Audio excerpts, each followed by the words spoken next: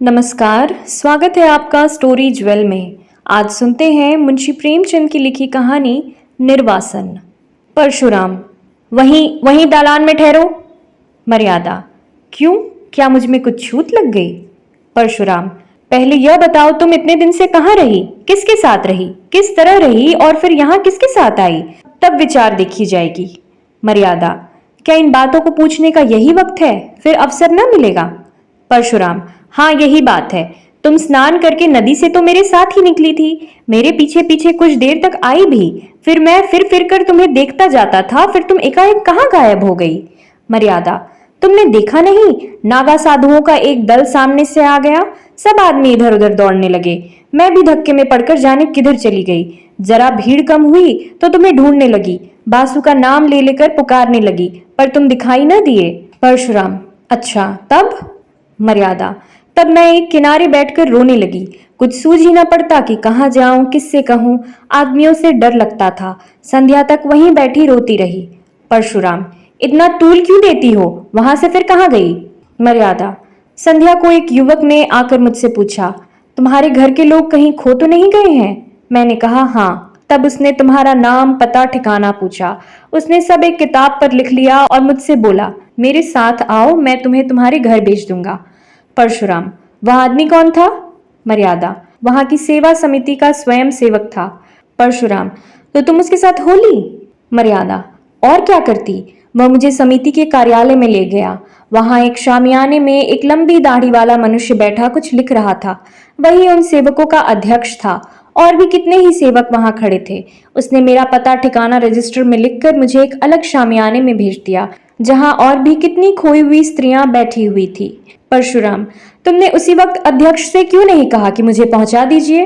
मर्यादा, मैंने एक बार नहीं सैकड़ों बार कहा, लेकिन वह यह कहते कि जब तक मेला न खत्म हो जाए और सब खोई हुई स्त्रियां एकत्र न हो जाए, मैं भेजने का प्रबंध नहीं कर सकता। मेरे पास न इतने आदमी है न इतना धन। परशुराम, धन की तुम्हें क्या कमी थी? कोई एक सोने की चीज बेच देती तो काफी रुपए मिल जाते। मर्यादा, आदमी तो नहीं थे। परशुराम, तुमने यह कहा था कि खर्च की कुछ चिंता न कीजिए, मैं अपने गहने बेचकर अदा कर दूंगी। मर्यादा, सब स्त्रियां कहने लगी, घबराई क्यों जाती हो, यहाँ किस बात का डर है, हम सभी जल्द अपनी घर पहुंचना चाहती हैं, मगर क्या करें। तब मैं भी चुप रही। परशुराम, और सब स्त्रियां कुएं में गिर पड़ती तो तुम भी गिर पड़ती। मर्यादा, जानती तो थी कि यह लोग धर्म के नाते मेरी रक्षा कर रहे हैं, कुछ मेरे नौकर या मजूर नहीं हैं, फिर आग्रह किस मुंह से करती। यह बात भी है कि बहुत सी स्त्रियों को वहां देखकर मुझे कुछ तसल्ली हो गई। परशुराम, हाँ, इससे बढ़कर तस्कीन की और क्या बात हो सकती है। अच्छा, वहां के दिन तस्कीन का आनंद उठाती रही, मेला तो दूसरे दिन ही उठ गया होगा। मर्यादा, रात भर मैं स्त्रियों के साथ उसी शामियाने में रही। परशुराम, अच्छा, तुमने मुझे तार क्यों न दिलवा दिया? मर्यादा, मैंने समझा जब ये लोग पहुंचाने की कहते ही हैं तो तार क्यों दूं। परशुराम, खैर, रात को तुम वहीं रही, युवक बार बार भीतर आते रहे होंगे। मर्यादा, केवल एक बार एक सेवक भोजन के लिए पूछने आया था, जब हम सबों ने खाने से इनकार कर दिया तो वह चला गया और फिर कोई ना आया, मैं रात भर जागती रही। परशुराम, यह मैं कभी ना मानूंगा कि इतने युवक वहां थे और कोई अंदर ना आया होगा। समिति के युवक आकाश के देवता नहीं होते। खैर, वह दाढ़ी वाला अध्यक्ष तो जरूर ही देखभाल करने आया होगा। मर्यादा, हाँ, वह आते थे, पर द्वार पर से पूछ पूछ कर लौट जाते थे। हाँ, जब एक महिला के पेट में दर्द होने लगा था तो 2-3 बार दवाई पिलाने आए थे। परशुराम, निकली ना वही बात, मैं इन धूर्तों की नस नस पहचानता हूँ, विशेषकर तिलक मालाधारी दड़ियलों को मैं गुरु घंटाल ही समझता हूँ। तो वे महाशय कई बार दवाई देने गए, क्यों, तुम्हारे पेट में तो दर्द नहीं होने लगा था? मर्यादा, तुम एक साधु पुरुष पर आक्षेप कर रहे हो, वह बेचारे एक तो मेरे बाप के बराबर थे, दूसरी आंखें नीचे किए रहने के सिवाय कभी किसी पर सीधी निगाह नहीं करते थे। परशुराम, हाँ, सबके सब वहां देवता ही जमा थे। खैर, तुम रात भर वहां रही, दूसरे दिन क्या हुआ? मर्यादा, दूसरे दिन भी वही रही। एक स्वयं सेवक हम सब स्त्रियों को साथ में लेकर मुख्य मुख्य पवित्र स्थानों का दर्शन कराने गया। दोपहर को लौटकर सबों ने भोजन किया। परशुराम, तो वहां तुमने सैर सपाटा भी खूब किया, कोई कष्ट न होने पाया? भोजन के बाद गाना बजाना भी हुआ होगा। मर्यादा, गाना बजाना तो नहीं, हाँ, सब अपना अपना दुखड़ा रोती रही। शाम तक मेला उठ गया तो 2 सेवक हम लोगों को लेकर स्टेशन पर आए। परशुराम, मगर तुम तो आज 7वें दिन आ रही हो और वह भी अकेली। मर्यादा, स्टेशन पर एक दुर्घटना हो गई। परशुराम, हाँ यह तो मैं समझ ही रहा था। क्या दुर्घटना हुई?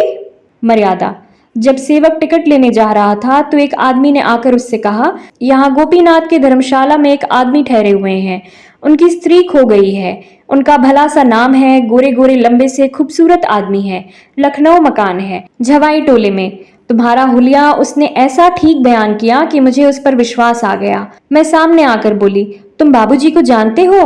वह हंसकर बोला, जानता नहीं हूं तो तुम्हें तलाश क्यों करता फिरता हूं? तुम्हारा बच्चा रो रो कर हलकान हो रहा है।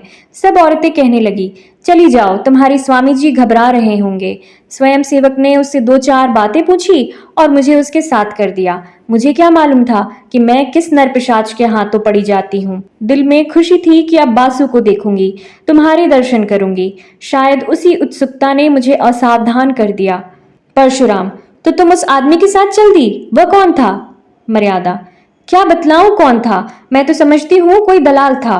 परशुराम, तुम्हें यह ना सोची कि उससे कहती जाकर बाबूजी को भेज दो? मर्यादा, अधीन आते हैं तो बुद्धि भ्रष्ट हो जाती है। परशुराम, कोई आ रहा है।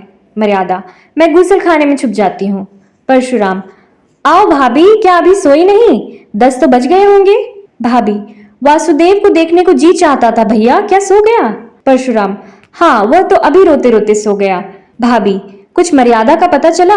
अब पता चले भी तो तुम्हारे किस काम की? घर से निकली हुई स्त्रियां थान से छूटी हुई घोड़ी हैं, जिसका कुछ भरोसा नहीं। परशुराम, कहां से कहां लेकर मैं उसे नहाने लगा। भाभी, होनहार है भैया, होनहार। अच्छा, तो मैं जाती हूँ। मर्यादा, होनहार नहीं हूं, तुम्हारी चाल है। वासुदेव को प्यार करने के बहाने तुम इस घर पर अधिकार जमाना चाहती हो। परशुराम, बको मत, वह दलाल तुम्हें कहाँ ले गया? मर्यादा, स्वामी यह न पूछिए, मुझे कहते लज्जा आती है। परशुराम, यहाँ आते तो और भी लज्जा आनी चाहिए थी। मर्यादा, मैं परमात्मा को साक्षी देती हूँ कि मैंने उसे अपना अंग भी स्पर्श नहीं करने दिया। परशुराम, उसका हुलिया बयान कर सकती हो? मर्यादा, सांवला सा छोटे डील डॉल का आदमी था, नीचा कुर्ता पहने हुए था। परशुराम, गले में ताबीज भी थी? मर्यादा, हाँ थी तो। परशुराम, वह धर्मशाले का मेहतर था, मैंने उसे तुम्हारे गुम हो जाने की चर्चा की थी, वह उस दुष्ट ने उसका यह स्वांग रचा? मर्यादा, मुझे तो वह कोई ब्राह्मण मालूम होता था। परशुराम, नहीं मेहतर था, वह तुम्हें अपने घर ले गया?